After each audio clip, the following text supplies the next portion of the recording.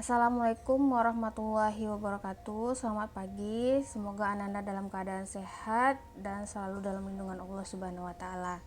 Baiklah, pada kesempatan hari ini kita akan melanjutkan materi kita dalam mata kuliah komunikasi massa berkaitan dengan hambatan-hambatan dalam komunikasi massa.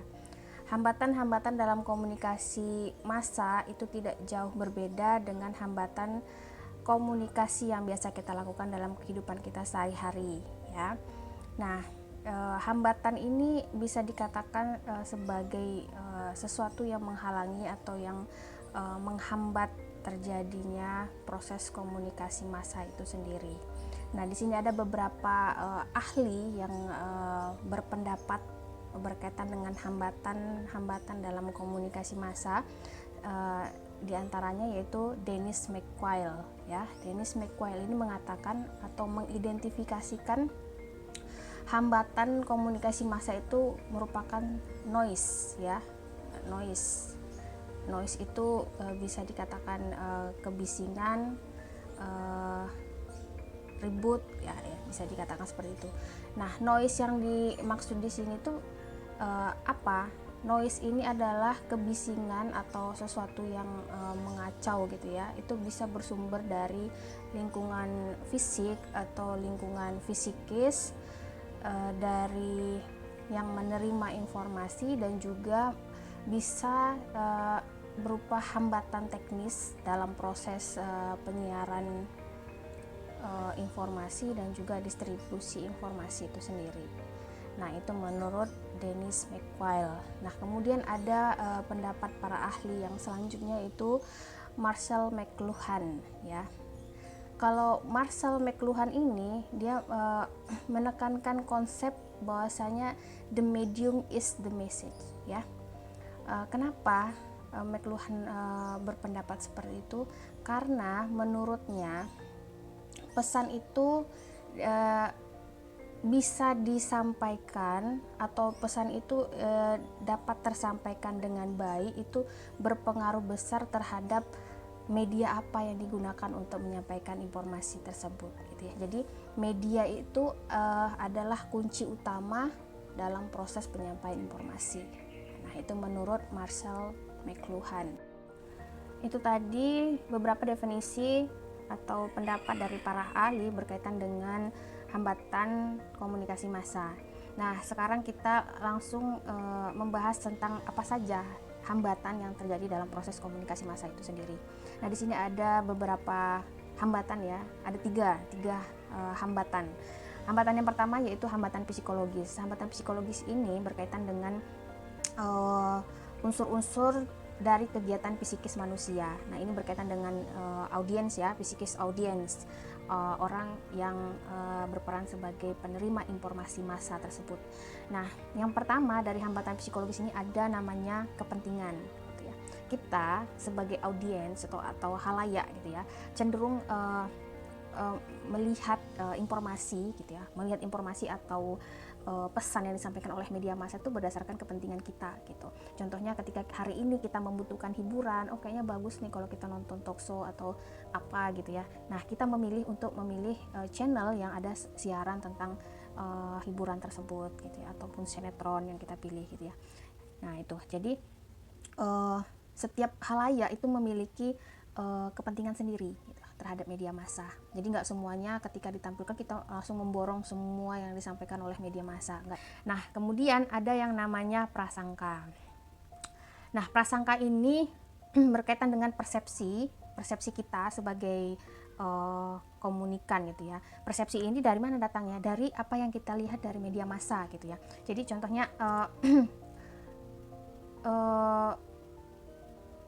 bagaimana prasangka kita terhadap suatu kelompok, gitu ya, atau seorang individu yang kita lihat di dalam media massa itu berkaitan dengan pengalaman kita, gitu ya.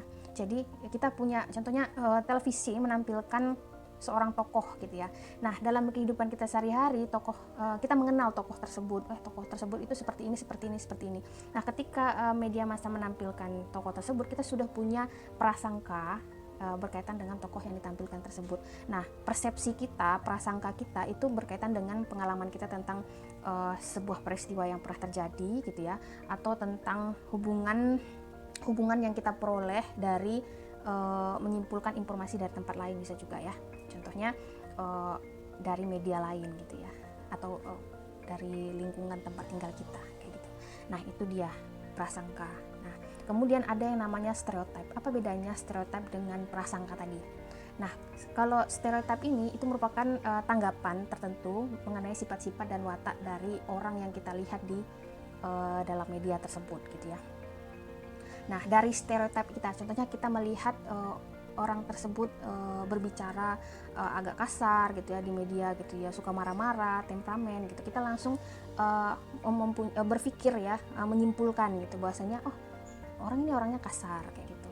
Nah, kita nggak tahu ternyata di media itu dia hanya acting gitu ya. Nah, kita hanya melihat, kita punya stereotip gitu ya. Nah, jadi kita selain kita tidak tahu tentang tokoh tersebut di dalam kehidupan nyata, kita hanya melihat di televisi dan ketika ditampilkan dia orang yang temperamen, suka marah-marah. Nah, kita langsung punya stereotip yang menggiring prasangka kita terhadap tokoh tersebut gitu ya. Jadi kalau prasangka tadi ini memang kita sudah punya pengalaman gitu ya. Sedangkan stereotip ini kita belum punya pengalaman apapun terkait tokoh tersebut.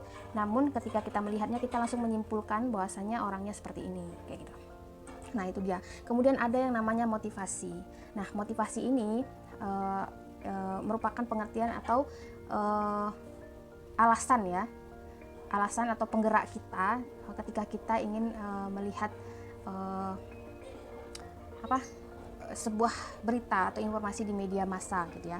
Jadi motivasi ini adalah yang bisa juga membuat kita tidak ingin melihat informasi di media massa tersebut gitu ya.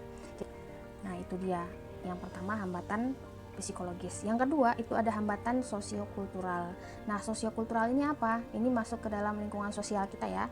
Kalau tadi masih dalam diri kita ya, psikologis itu masih dalam diri kita. Sedangkan hambatan sosiokultural ini adalah hambatan yang terjadi di lingkungan kita. Nah, di dalam hambatan sosiokultural ini adalah ada yang namanya aneka etnik gitu ya. Hambatan ini bisa terjadi karena berkaitan dengan kebudayaan, suku, adat istiadat gitu ya. Nah, kita tahu sendiri bahwasanya tradisi itu sudah ada dari kakek nenek kita, udah diwariskan secara turun-temurun gitu ya.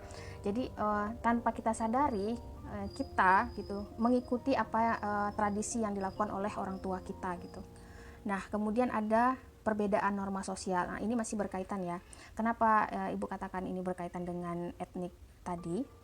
Aneka keberagaman etnik tadi karena setiap budaya itu punya norma-norma tersendiri, cara mereka berperilaku, cara mereka berbicara itu kan punya norma sosial di dalam lingkungannya gitu ya. Nah, ketika apa yang ditampilkan oleh media massa itu tidak sesuai dengan apa yang dianut oleh masyarakat ya, norma sosial masyarakat, tentu itu akan menjadi hambatan. Contohnya ketika suatu daerah atau suatu budaya gitu ya memiliki norma sosial untuk tidak memakai pakaian yang seksi gitu ya, yang terlalu vulgar gitu kan. Nah, ketika itu ditampilkan di media massa itu kan langsung menjadi hambatan. Masyarakat atau audiens atau komunikan itu langsung menolak secara tidak mau menonton begitu, tidak mau memilih siaran tersebut untuk dijadikan sebagai sarana informasi gitu. Nah, itu dia. Kemudian ada yang dinamakan ketidakmampuan berbahasa Indonesia. Nah, ini berkaitan juga dengan program pemerintah pemberantasan buta huruf ya se-Indonesia. Nah, kita nggak bisa menyangkal sekarang ini masih ada masyarakat yang masih belum bisa berbahasa Indonesia dan juga masih belum bisa membaca. Nah, kenapa? Ya, ketika masyarakat masih belum bisa berbahasa Indonesia, masih belum bisa membaca, tentu mereka tidak akan mengkonsumsi media massa karena media massa mayoritas itu menggunakan bahasa Indonesia, kecuali media-media lokal yang masih menggunakan bahasa daerah begitu. Nah, jadi itu sebagai hambatan juga gitu ya. Jadi pesan yang disampaikan melalui media massa itu menggunakan bahasa Indonesia, sedangkan masyarakatnya masih ada yang belum bisa berbahasa Indonesia. Nah, itu masih berkaitan dengan hambatan sosial kultural ya. Nah, kemudian ada yang namanya faktor semantik. Nah, faktor semantik ini itu merupakan hambatan yang terjadi karena perbedaan pemaknaan akan sesuatu gitu. Nah, jadi pengetahuan tentang sesuatu makna itu berbeda gitu. Contohnya, media massa menganggap kata atau pernyataan tersebut adalah A gitu, sedangkan di masyarakat pernyataan tersebut ternyata B begitu ya. Jadi perbedaan makna kata tadi gitu dengan kata yang sama tapi memiliki makna yang berbeda itu bisa menjadi hambatan dalam proses komunikasi massa. Jadi punya perbedaan arti ya dalam menyampaikan informasi tersebut. Nah, karena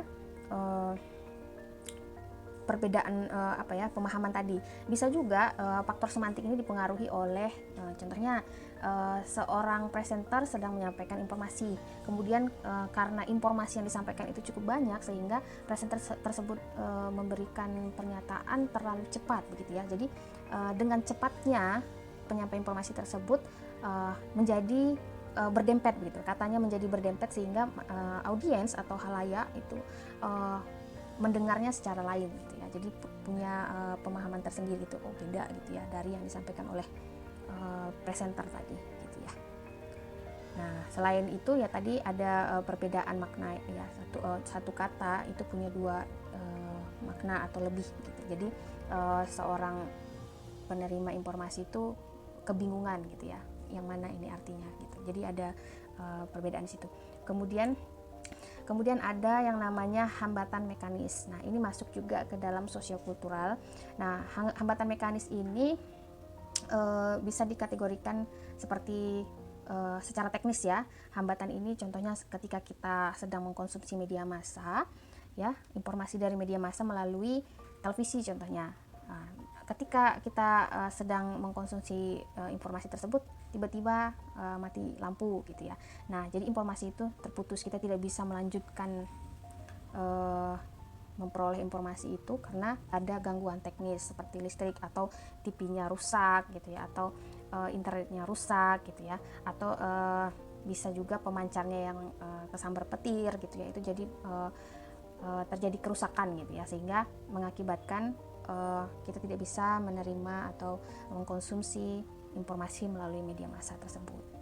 Nah, itu dia beberapa jenis hambatan sosiokultural. Nah, kita masuk kepada hambatan interaksi verbal. Hambatan interaksi verbal ini itu bisa dalam bentuk lisan dan tulisan ya, karena verbal.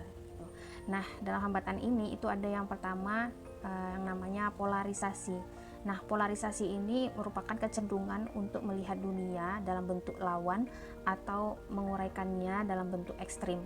Contohnya, ketika kita melihat pemberitaan di media massa yang tidak netral gitu ya, memihak, contohnya kayak kasus saat ini beberapa negara itu berpihak kepada Israel gitu.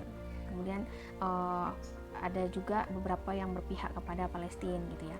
Nah, ketika kita melihat ada keberpihakan tersebut, kita langsung punya tanggapan bahwasanya negara-negara yang berpihak pada si A itu adalah negara-negara yang buruk gitu ya. Jadi di sini tuh bagaimana kita melihat sesuatu itu ketika tidak sesuai dengan perspektif kita, langsung kita katakan itu buruk gitu, langsung kebalikannya gitu ya. Yang tadinya baik langsung buruk gitu, kita langsung menjelaskan kondisi itu, menguraikannya itu dalam bentuk yang lebih ekstrim kayak gitu ya. Nah, kemudian ada yang namanya orientasi intensional. Nah, ini mengacu kepada kecenderungan kita melihat manusia atau melihat objek atau kejadian gitu ya. Jadi orientasi intensional ini nih kita hanya melihat saja, kemudian apa yang disampaikan dengan apa yang dilakukan tidak sesuai, kita langsung kayak ilfil gitu ya. Nah, alasan dari situ kita langsung bisa merubah pilihan kita terhadap media massa tadi gitu ya. Tadinya channel ini, kita langsung mungkin memilih untuk mengganti channel ke channel yang lain gitu, untuk menghindari adanya perspektif kita terkait apa yang disampaikan oleh tausiah tadi ya. Jadi ada 3 kelompok hambatan komunikasi. Nah, yang pertama tadi ada psikologis, yang kedua ada sosiokultural, dan yang ketiga ada verbal ya, hambatan verbal. Nah, mungkin cukup sekian berkaitan dengan hambatan komunikasi massa. Ibu akhiri, assalamualaikum warahmatullahi wabarakatuh.